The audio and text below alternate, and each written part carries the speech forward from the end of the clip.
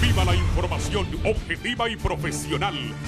A continuación, 11 Noticias, emisión estelar, en alta definición.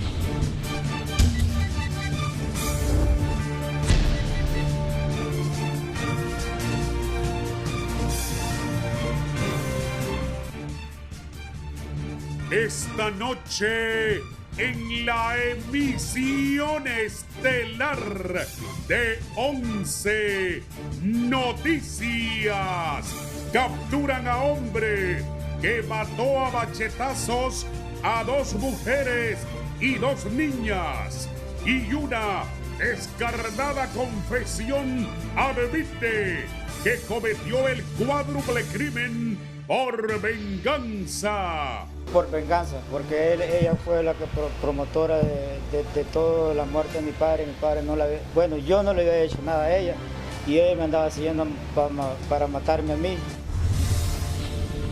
Tragedia en Santa Bárbara. Una familia muere al impactar su motocicleta con una rastra en marcha. Comisión Legislativa analiza contrato para poder reubicar el denominado peaje de la muerte en Santa Cruz de Yojoa, Cortés.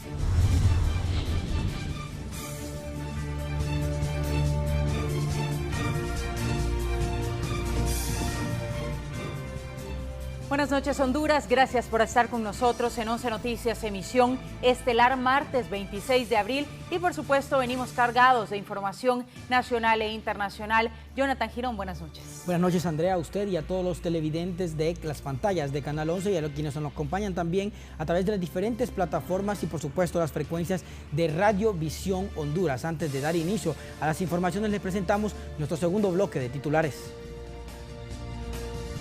Juez natural dictó auto de formal procesamiento con arresto domiciliario contra 6 imputados en el caso Red de Diputados. Canciller de la República, Enrique Reina, solicita oficialmente otro TPS para hondureños residentes en los Estados Unidos.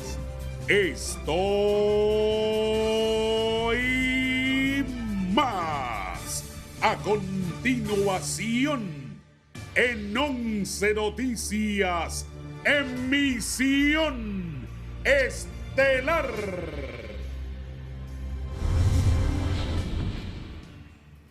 Iniciamos esta noche nuestra agenda informativa con lamentables hechos. Han capturado recientemente al desalmado hombre que acabó con la vida a machetazos de 2 mujeres y además 2 menores de edad, entre ellas una niña de 11 años de edad y una de solamente 3 meses de nacida. Kelly Olivera.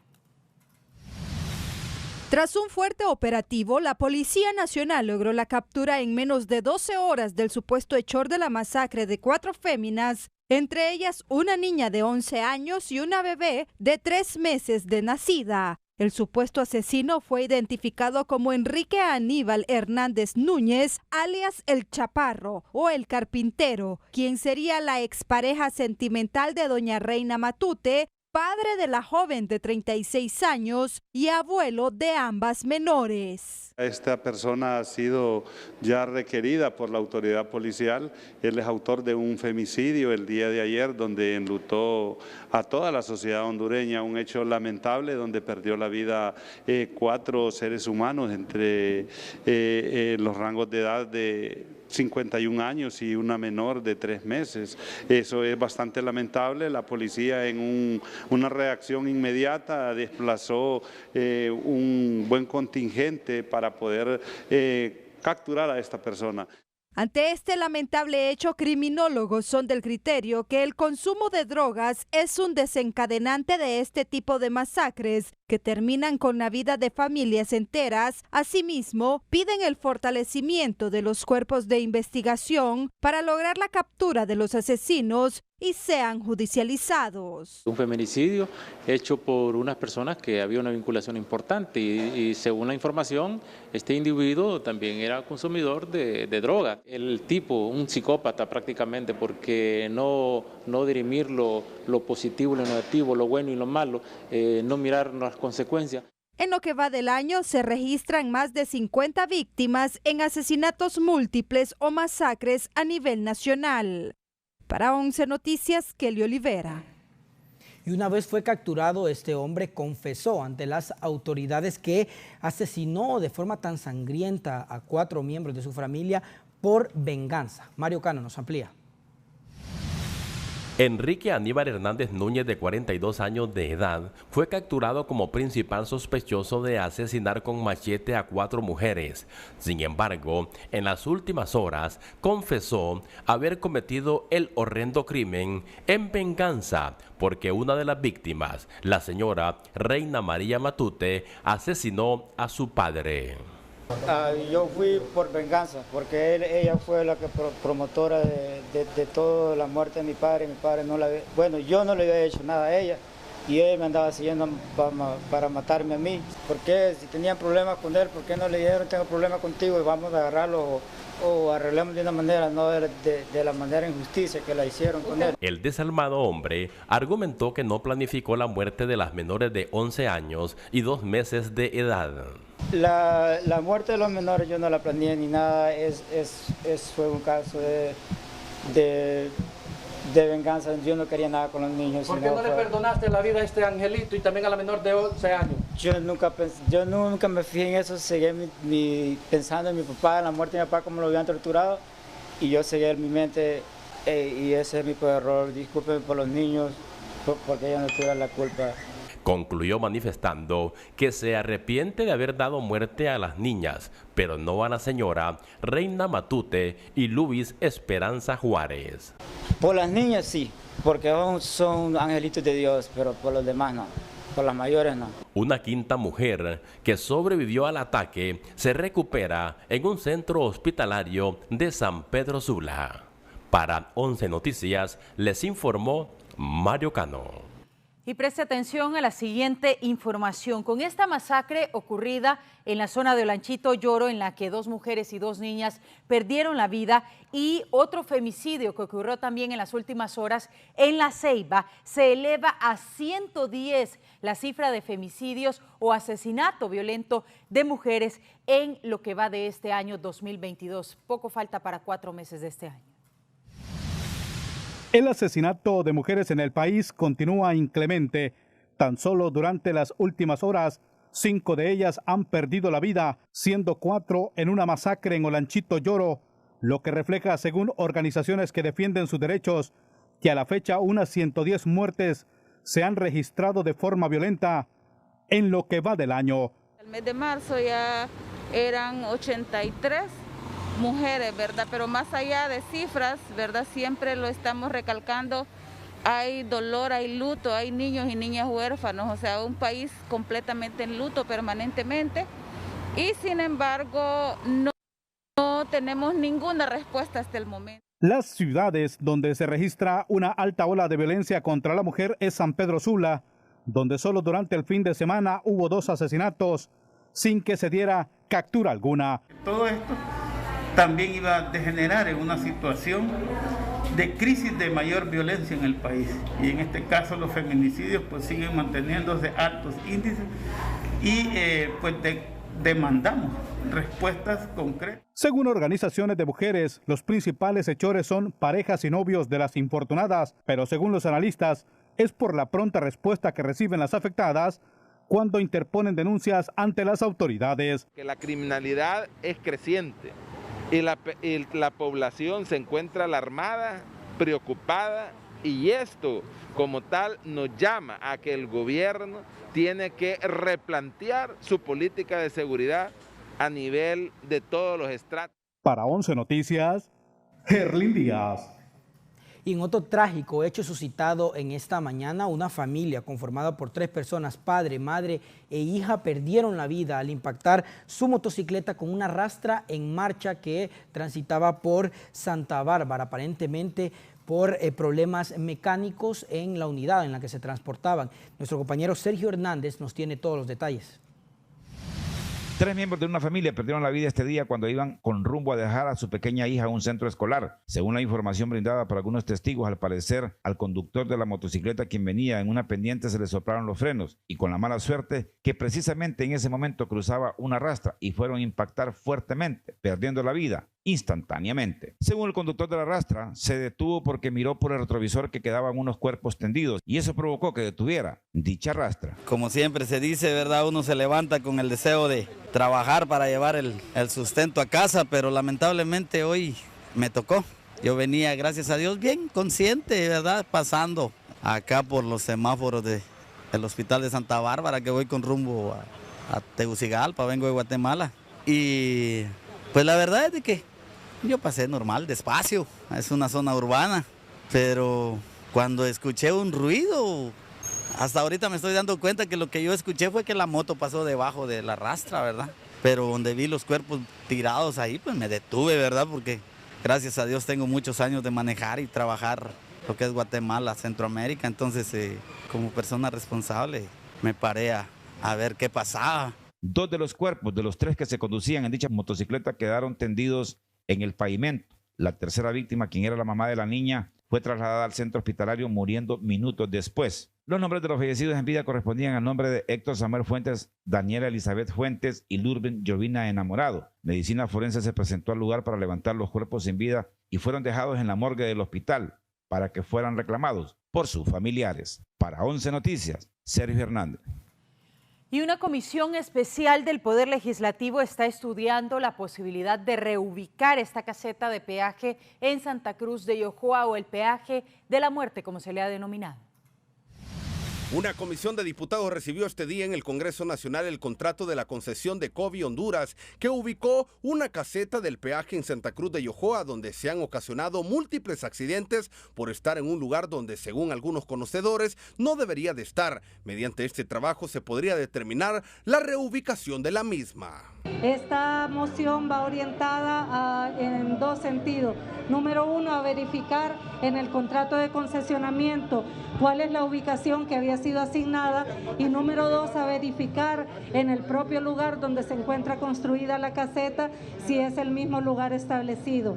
Se plantearon 3 posibles soluciones y todas apegadas a la ley, que serán socializadas por el Ejecutivo con el sector transporte y los municipios circunvecinos. La comisión presentará su informe al Pleno y se hará las recomendaciones, manifestaron los congresistas. Lo más importante es una vida y una vida de un pueblo hondureño que tanto ha sufrido, y que hoy la presidenta está dando una solución, una salvación a este país para salir adelante, y pues si nosotros como bancada del Partido Liberal está a ayudarle, le vamos a ayudar. Asimismo, se dio a conocer que la Comisión de Transporte en el Congreso Nacional estará presentando un proyecto para derogar los peajes de una vez por todas en Honduras, como se prometió en campaña por el partido de gobierno.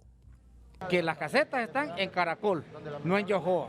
La pasaron a Yojoa solo para cobrarnos a nosotros, los de Lloro. Nosotros nos desviamos en la barca, entonces vieron que no íbamos a pagar ahí, y a los de Colón y a los de Atlántida. Entonces, puro afán de lucro hizo que trajeran esas casetas a un lugar que son una amenaza para los conductores. Para 11 Noticias, Fernando Arteaga. Porque es considerado como una trampa mortal, empresarios y transportistas de la zona norte insisten en que debe quitarse ese peaje de Santa Cruz de Yojoa para evitar más tragedias. En los últimos años han muerto más de 10 personas en diferentes accidentes de tránsito en este lugar. Transportistas de carga pesada anuncian acciones de protesta para que el peaje ubicado en Santa Cruz de Yojoa sea reubicado, ya que se ha convertido en una trampa mortal para los conductores, dejando en algunas ocasiones pérdidas de vidas humanas o pérdidas materiales millonarias, como las ocurridas la tarde de lunes, cuando una rastra destruyó varios vehículos y dejó varios heridos que están en cuidados intensivos en el hospital Mario Catarino Rivas. Dijimos que esa caseta es peligrosa para los 2 lados, para el que va subiendo y para el que va bajando. Entonces se ha convertido ahí, como quien dice, la caseta de la muerte, le dicen. Entonces estamos hablando, pidiéndole al Congreso que revise ese contrato, porque sabemos que en el contrato original esa caseta no iba ahí. Los empresarios piden a la Secretaría de Infraestructura y Servicios Públicos revisar el contrato y, si hay ilegalidad, trasladar el peaje a otro sector. Y para eso también tenemos básculas y controles, leyes, y tenemos una unidad de supervisión en carretera sobre los pesos.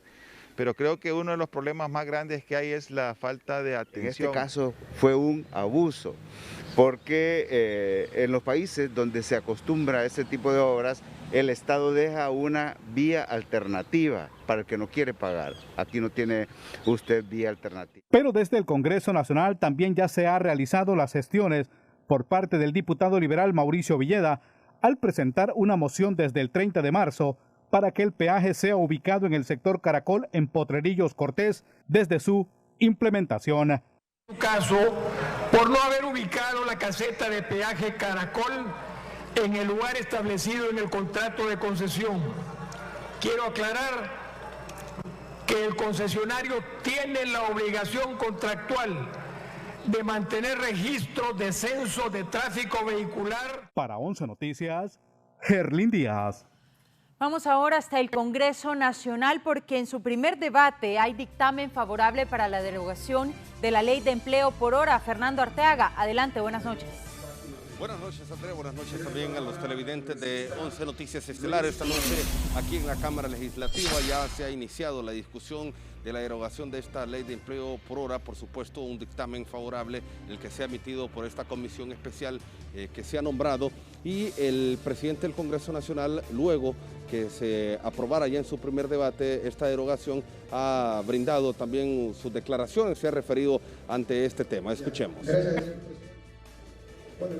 Y se aprobó hasta el 19 de enero. Es decir, si las sesiones en la prórroga hay una gaceta publicada, dicen que las sesiones son hasta el 19 de enero, cualquier cosa que pasó el 20, que fueron 67 decretos, entre ellos la Ley de Empleo por Hora, no estaban los diputados que supuestamente sesionaron en esa fecha habilitados. Los que estábamos habilitados, algunos diputados que hoy, o congresistas que hoy están aquí, su servidor, estábamos habilitados. No podía haber en ese momento 256 diputados entrantes y 256 salientes en la misma fecha. Esa Ley de Empleo por Hora fue impuesta desde este Congreso Nacional en una fecha que no estaban habilitadas las sesiones. Yo soy de la opinión muy particular, después de denuncias que hice contra decretos que se aprobaron en esa fecha, que este decreto todo el tiempo ha sido inconstitucional.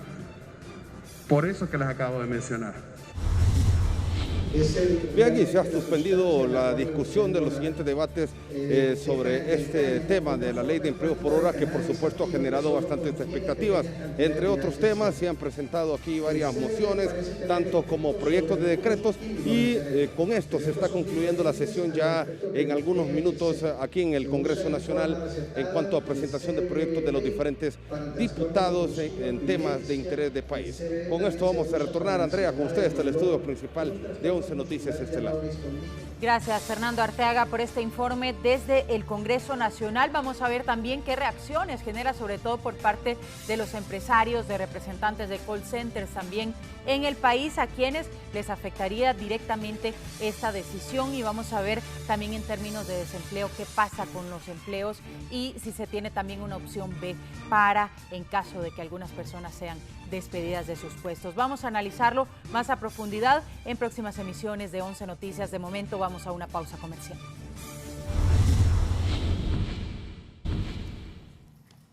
Gracias por continuar con nosotros en 11 Noticias, emisión estelar. Ahora es nuestra compañera Gisela Calix quien nos cuenta que el exdirector de la Policía Nacional, Juan Carlos El Tigre Bonilla, ya no quiere más apelaciones en el proceso que se le sigue para ser extraditado hacia los Estados Unidos. Él ya solo espera que se concrete de una vez por todas. Gisela.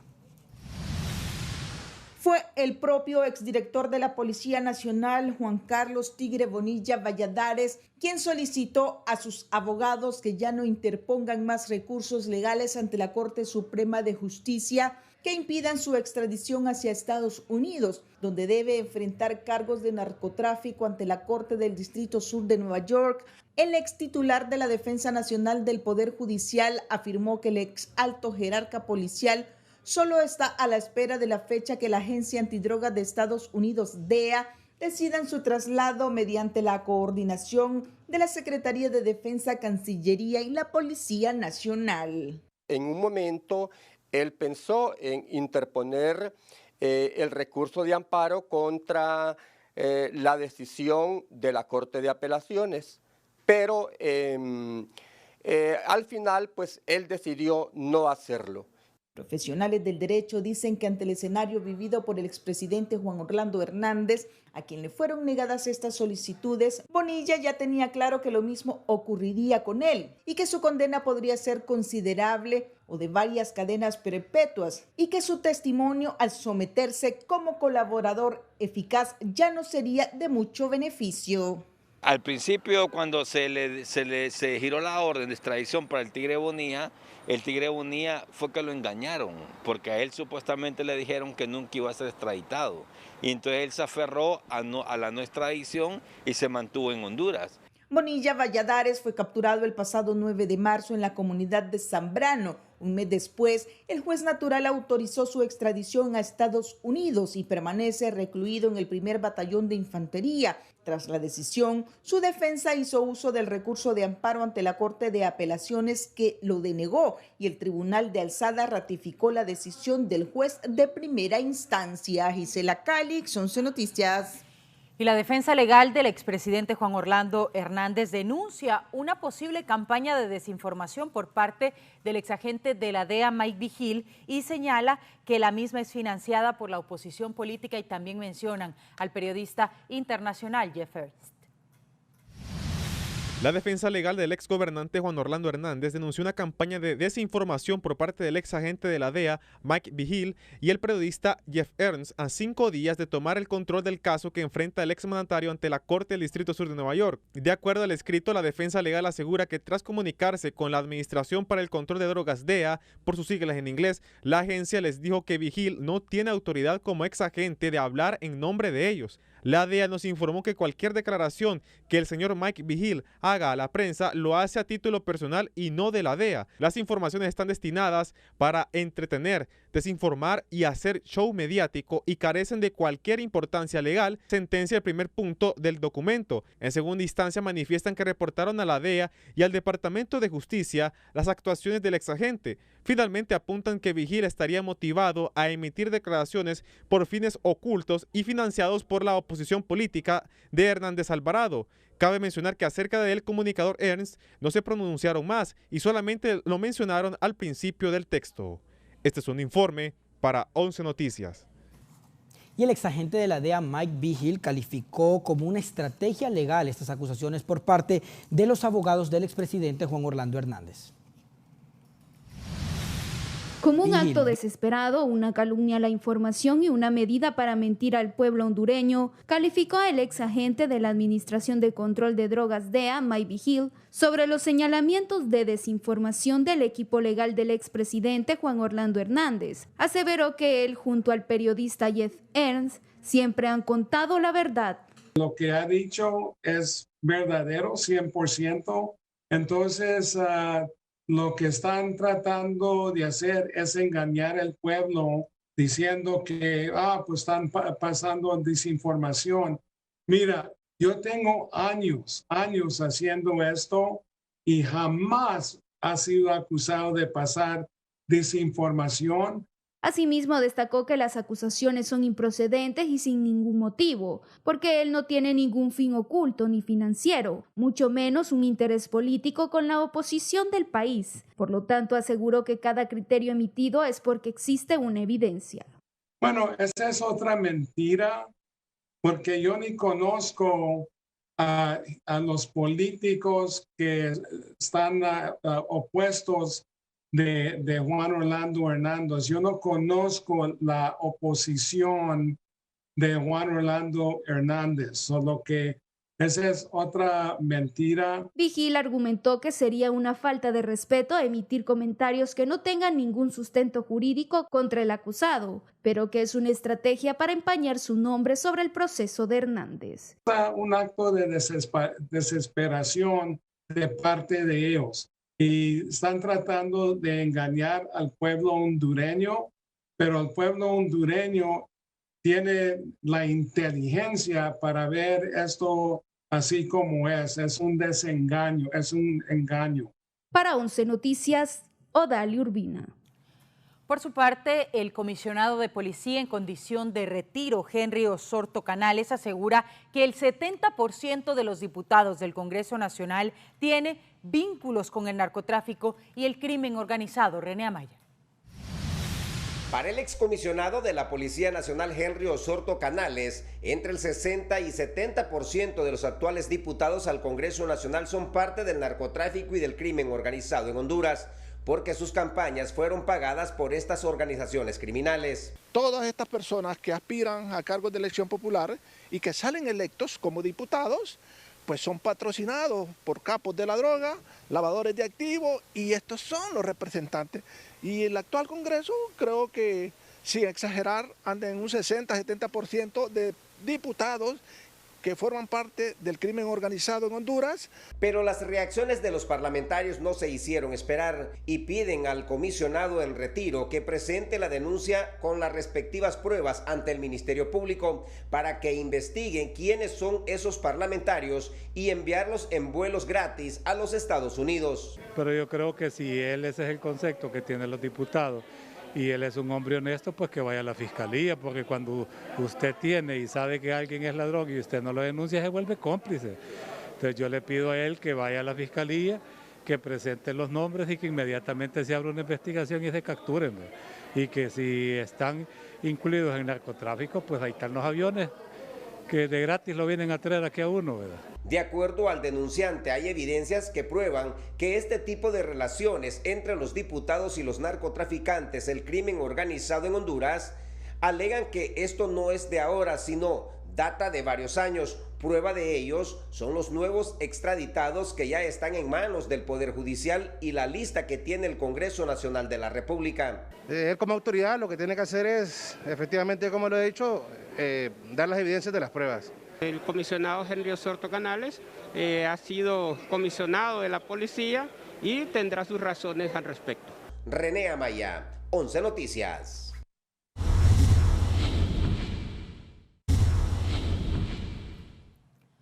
Gracias por continuar informándose con 11 Noticias Estelar. Vamos con Iris Urbina, completamente en vivo, porque el Ministerio Público ejecutó hoy la operación Arquímedes 2. Nuestra compañera nos da a conocer completamente en directo los resultados de las acciones de la Policía Nacional en relación a esto. Adelante. Gracias, buenas noches. De inmediato el portavoz del Ministerio Público, Carlos Vallecillo, nos brinda los resultados de esta operación Arquímedes 2 ejecutada a nivel nacional contra la piratería y la falsificación. Lo escuchamos. En el marco de la operación Arquímedes 2, el Ministerio Público realizó 120 inspecciones, 107 operativos en comercio, 15 allanamientos, 27 decomisos y diligencias, 13 acciones fronterizas, 5 secuestros de documentos, 48 labores preventivas, así como 314 personas capacitadas a nivel nacional.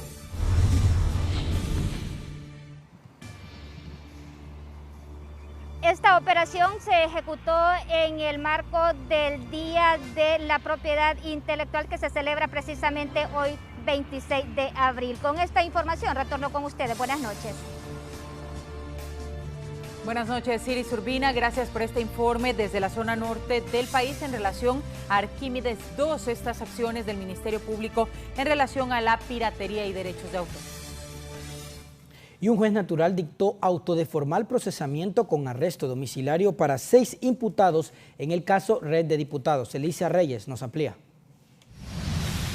Dictan auto de formal procesamiento con arresto domiciliario contra 6 de los 8 implicados al caso conocido como Red de Diputados, quienes están siendo señalados de malversación de caudales públicos. El arresto domiciliario sin posibilidad de salir, obligar a los imputados a fijar un domicilio permanente que sea notificado a las autoridades jurisdiccionales y la prohibición a los acusados a salir del país.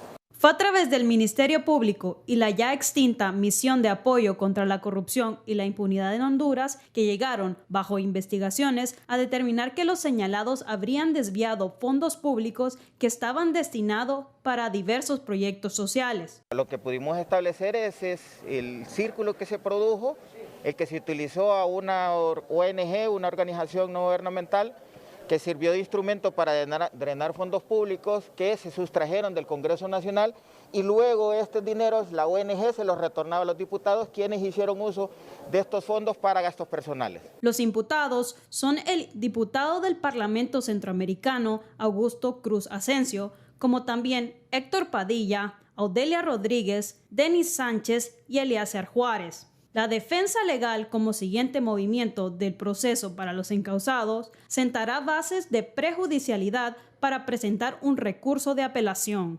La base nuestra será el tema de la prejudicialidad.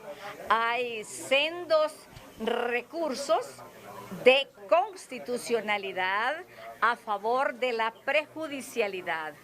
Existe la ley de liquidación y para no decir el nombre tan grandote, vamos a decir la ley de liquidación de fondos y rendición de cuentas. De esos mismos fundamentos emitidos de la Corte Suprema de Justicia es de donde la apelación se sustentará a favor de nuestros defendidos. Por otro lado, a Giovanni Castellanos le otorgaron sobreseimiento provisional, dado a que no fue posible acreditar desde el Poder Judicial su participación en el caso. Y a José Panchamé Vanegas se le extinguió la acción penal, ya que falleció en 2018. Este fue un informe para 11 Noticias. Vamos ahora con Fernando Arteaga porque según un informe de la Asociación para una Sociedad Más Justa, más de 2.000 millones de lempiras fueron utilizados para fondo departamental y en su mayoría no han podido ser justificados por diputados del Congreso Nacional. Durante 10 años al Congreso Nacional se le asignaron más de 2.300 millones de lempiras para ser utilizados en el criticado fondo departamental. Sin embargo, el Tribunal Superior de Cuentas únicamente ha podido auditar 63 millones de lempiras, según lo revelado en un informe después de una investigación realizada por la Asociación por una Sociedad Más Justa.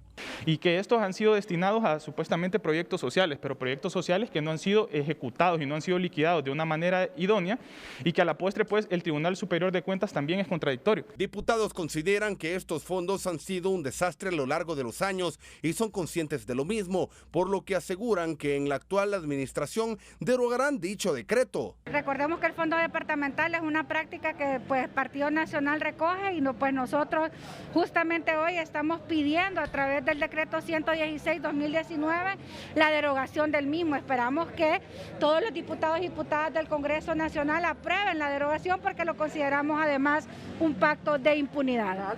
Los diputados no podemos, ni tenemos, ni tienen que manejar recursos o fondos del Estado de manera directa. El diputado que se convierta únicamente en un gestor y no toque ni un 5, creo que es el mensaje claro que ha mandado la población en los diferentes niveles. Para 11 Noticias, Fernando Arteaga. Y ante la posibilidad de que la Policía Nacional contrate a personal depurado, el exmiembro de la Comisión Depuradora, Omar Rivera, dice que esto sería un error hacerlo por parte de las autoridades policiales. Guillermo Paz Manueles nos amplía. El exmiembro de la Comisión Especial para la Depuración Policial, Omar Rivera, aseguró que los expolicías depurados no pueden ser recontratados por la Secretaría de Seguridad en manada, porque cada caso es individual y a cada quien corresponde una penalidad igual a las faltas cometidas durante su ejercicio policial, por lo que a criterio de tampoco son opción dentro de los 2.000 nuevos funcionarios policiales a ser contratados.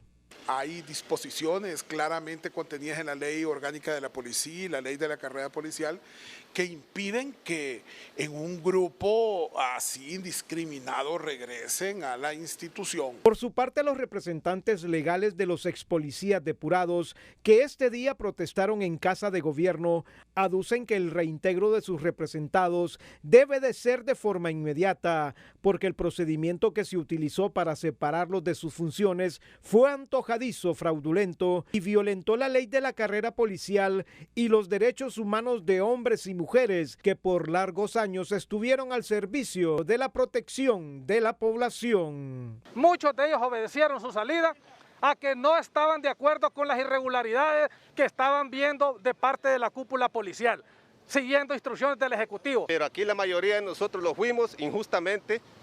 Ahora estamos peleando nuestro reintegro, nuestros derechos con los salarios caídos. La dotación de más candidatos que se necesitan para llenar esos cupos se puede completar de los 2,000 nuevos policías que están por graduarse y que se incorporarían a la lucha contra la delincuencia sin necesidad de los depurados, señalaron autoridades del Ministerio de Seguridad.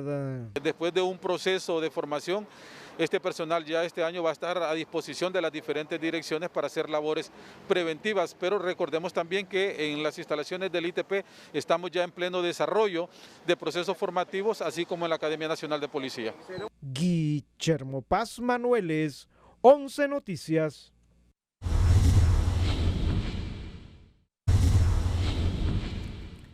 Seguimos informándoles y en el marco de las recientes reuniones bilaterales con autoridades de Estados Unidos, el canciller Eduardo Enrique Reina hizo formal solicitud a ese país del estatus de protección temporal, pero para los hondureños afectados por los huracanes ETA e Iota. Como parte de las reuniones bilaterales entre Honduras y Estados Unidos, las autoridades encabezadas por el canciller Enrique Reina solicitaron un nuevo estatus de protección temporal, TPS en inglés, para cerca de 100,000 hondureños que salieron del país por los devastadores daños de los huracanes ETA e Iota. La petición formal del nuevo TPS fue presentada por el canciller de Honduras, Enrique Reina, en el marco de la gira de trabajo a Estados Unidos, donde se reunió con altos funcionarios de Nueva York, según indicó la Secretaría de Prensa del Ejecutivo hondureño en un comunicado. De aprobarse el nuevo TPS, se beneficiarán a casi 100,000 compatriotas que salieron tras las embestidas de los huracanes ETA y Iota que azotaron el país en noviembre del 2020. El pasado martes, Reina solicitó al secretario de Seguridad Nacional, Alejandro Mayorkas, la ampliación de un TPS para más de 80,000 hondureños protegidos bajo este programa social estadounidense en el marco de una reunión ministerial regional sobre migración y seguridad que se celebró en la capital de Panamá. Por su parte, la Embajada de Estados Unidos emitió un comunicado para reiterar el apoyo de ese país a Honduras, fortaleciendo las instituciones democráticas, generando oportunidades económicas equitativas para forjar un futuro en el cual aspiran para ellos y sus familias. La asistencia estadounidense contribuye a la seguridad alimentaria, proporciona vacunas contra el COVID-19, mejora la estabilidad de las escuelas y los centros de salud, capacita a las fuerzas policiales y a los investigadores para asegurar la justicia de todos los hondureños y ayuda a la población a mejorar la seguridad de sus propias fronteras, según el texto. Para 11 Noticias, Jonathan Girón.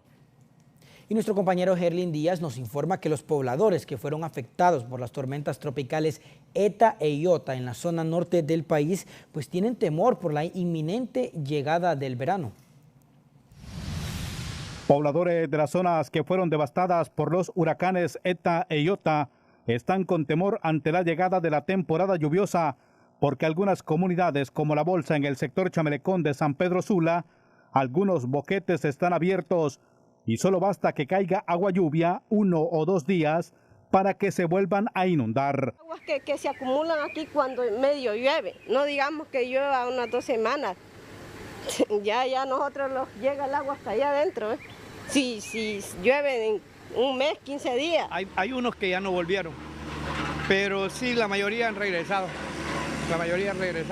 Aún muchas familias no han regresado a sus hogares porque se respira la tragedia y ruinas en las que quedaron las viviendas, y los que viven en la zona piden ayuda a las autoridades. Hay un Dios arriba que todo me está mirando, los desprecios que me hacen. ¿Usted perdió todo cuando cayó? Todo. Yo perdí todo. Al momento no vemos nada. Solamente esperando a ver qué ¿Qué dice la presidenta? Por su parte, el Comité Permanente de Contingencias Copeco advierte que el panorama para los próximos meses no es nada alentador y los pobladores deben de estar alertas por la temporada lluviosa acompañada de huracanes. Este año podríamos tener 19 formaciones o más en el Atlántico. De esas 19, 7 podrían ser huracanes categoría 3. Para 11 Noticias, Gerlin Díaz. Vamos ahora con Shirley Martínez porque el ministro de Salud, José Manuel Mathew, manifestó que las protestas de los médicos no están contribuyendo para agilizar los pagos, que llevan meses sin recibir sus salarios y ya no aguantan la crisis económica.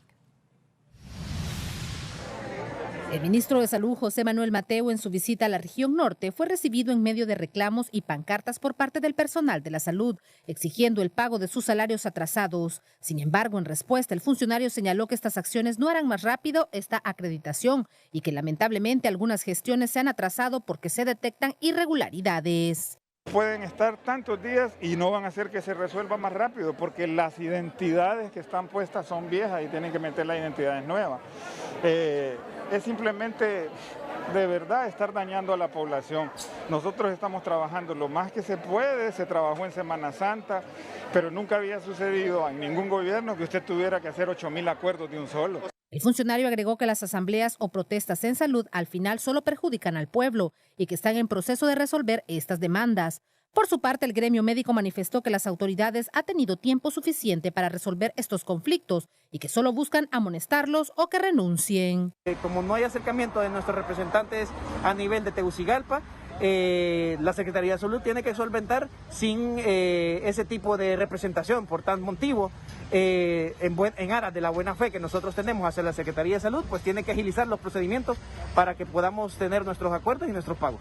Los médicos, enfermeras, microbiólogos, entre otros, que se han mantenido en primera línea en el combate a la COVID-19, se declararon en calamidad doméstica tras 4 meses sin recibir su remuneración salarial. Para 11 Noticias, Shirley Martínez.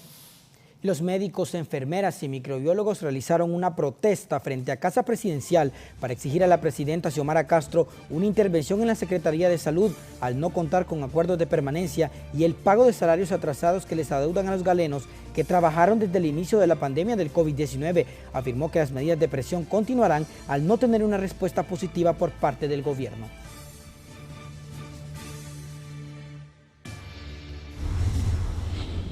Estamos exigiendo nuestras plazas y nuestros sueldos también.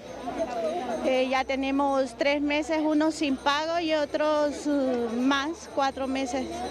Y se nos ha excluido de los nombramientos, nos han dejado por fuera de las plazas, siendo primera línea desde el inicio de la pandemia y seguimos siendo primera línea también.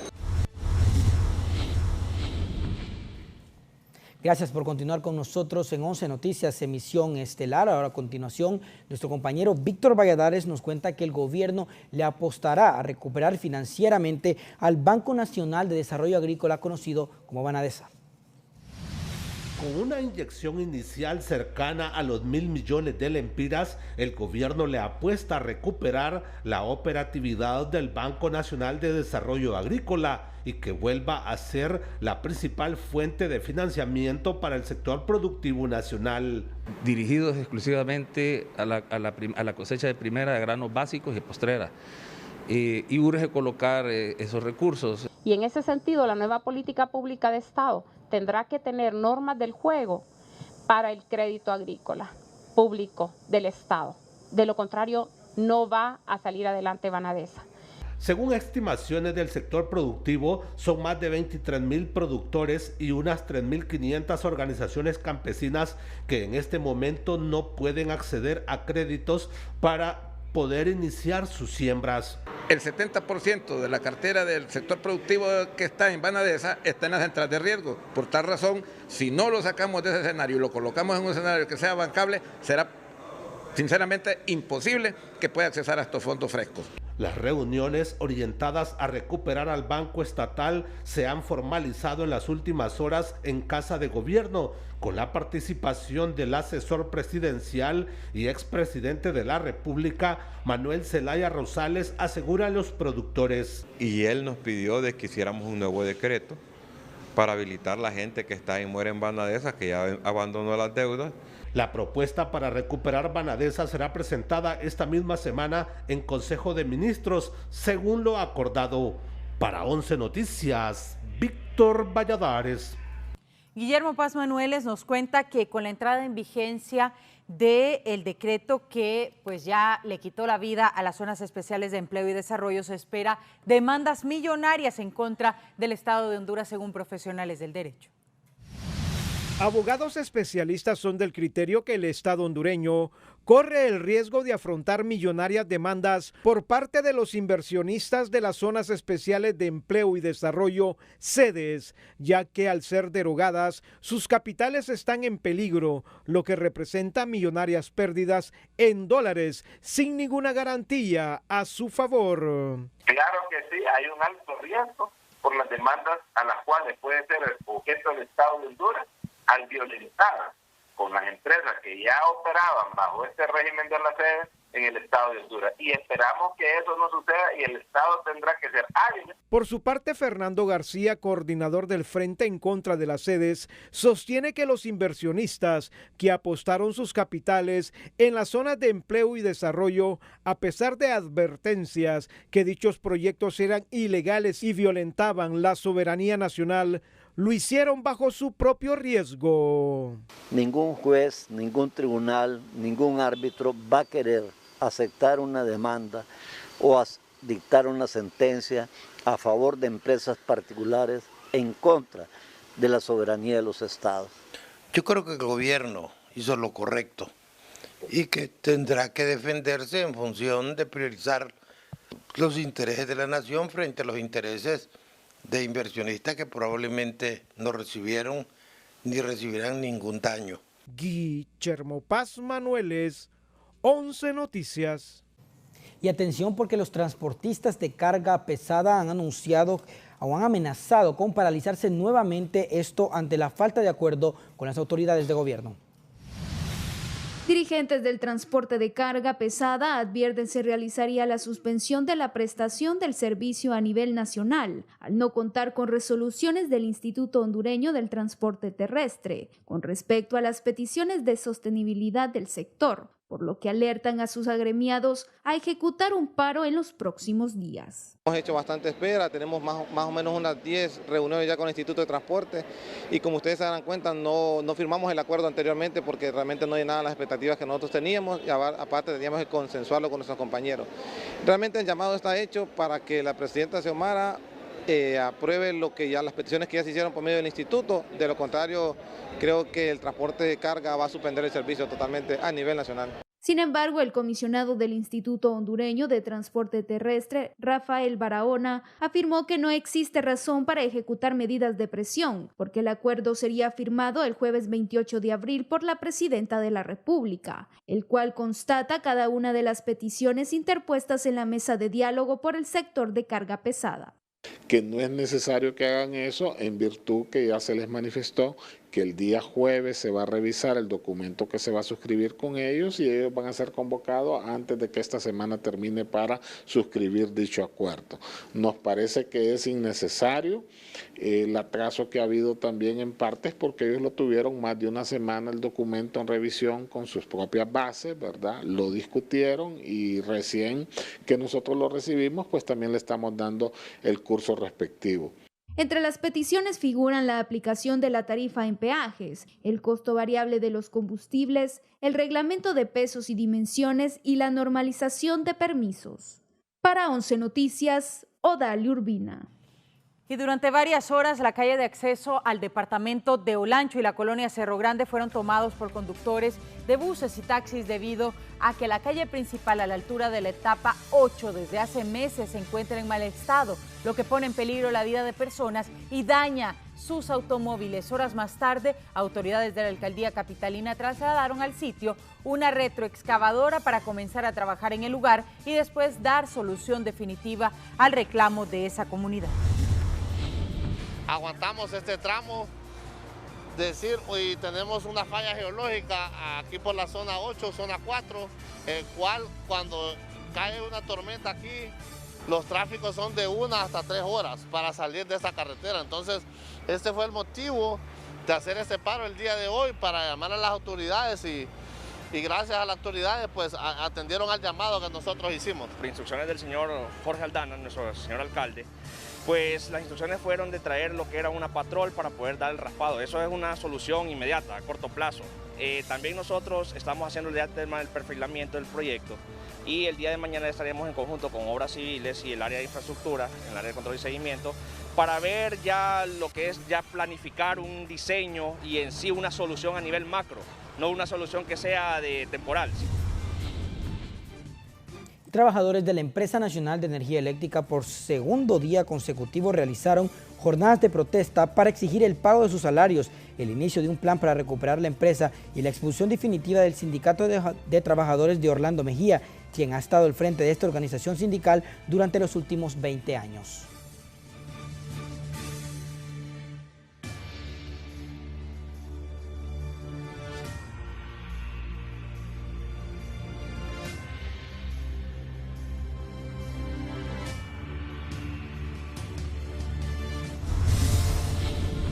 Y ya quedó en punto de acta en la agenda la expulsión de este compañero después que se le haga una auditoría forense. Espero y aprovecho a través de su digno medio, pues que los entes correspondientes como el CNA, el Ministerio Público que están viendo estas noticias, por oficio, el Tribunal Superior de Cuentas por oficio, deberían de tomar en consideración y en cuenta lo que los trabajadores.